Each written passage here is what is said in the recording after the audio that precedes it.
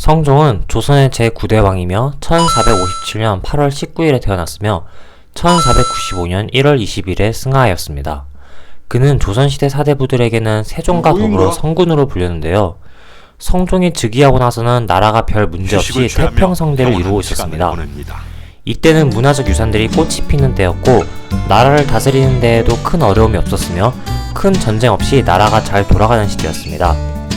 성종은 작은 아버지였던 예종이 20살을 겨우 넘긴 나이에 승하하자 그 사망한 당일날 바로 왕의 즉위식을 거행하였습니다.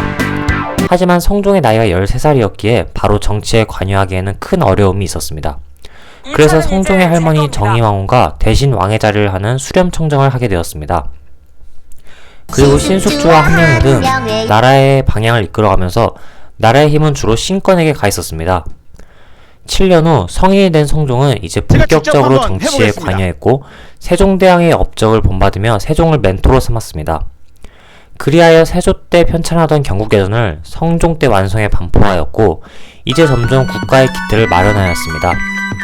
그러고 그 당시의 신하들이 세력은 주로 훈구파로 왕권 중심의 정치를 받았으나 성종은 훈구파만 있으면 안 될 것 같다고 판단하여 살인파들을 적극적으로 등용하기 시작했습니다. 그들은 권력욕이나 출세욕 없이 성리학을 기반으로 한 왕이 도덕으로 다스리는 정치를 바랐습니다. 그래서 훈구파와 살인파의 세력을 대등하게 해서 권력이 한쪽으로 치우치지 않도록 바로잡았습니다. 이러면서 왕권도 같이 강화되었습니다. 성종은 불교보다는 유교를 정치에 실현시키며 나라를 바로잡았습니다. 그렇게 나라는 태평성대를 유지하고 있었는데요. 그러다 성종은 이제 점점 유흥에 빠지기 시작합니다. 그래서 사회 전반도 대부분 유흥을 즐기는 분위기가 되었습니다. 그러나 신하들이나 자신의 여자관계에 대해서는 관대하면서도 부인의 질투와 여성의 재혼에 대해서는 매우 엄격한 잣대를 가지고 있었던 인물이기도 하였습니다.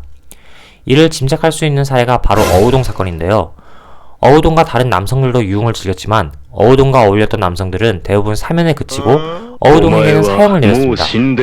또한 성종은 과부제가 금지법을 만들었는데요. 이것은 신하들이 많이 반대하였습니다. 그럼에도 불구하고 그것을 법에 억지로라도 통과시켰습니다. 성종은 여성이 정절을 잃는 것은 큰일이라 생각하여 과부의 재혼을 금지시켰습니다.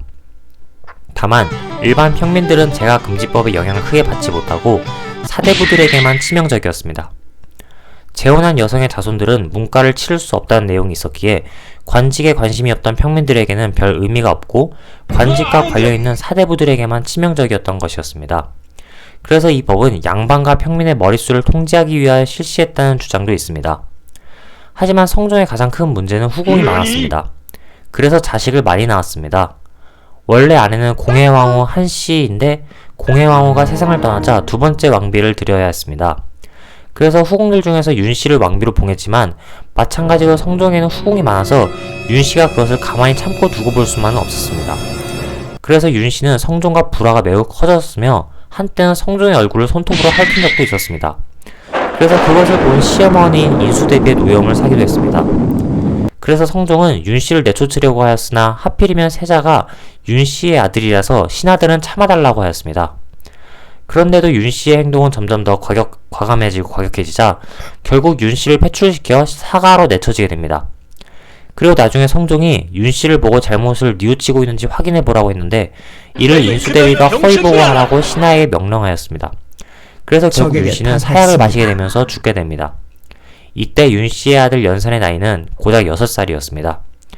이 패비 윤씨 사건이 나중에 조선의 왕 연산군에게 엄청나게 큰일이 벌어질지 모르는 채 말이죠. 이렇게 성종에 대해 알아보았는데요. 다음에는 조선의 제10대 왕 연산군에 대해 영상을 만들어 보겠습니다. 시청해주셔서 감사합니다.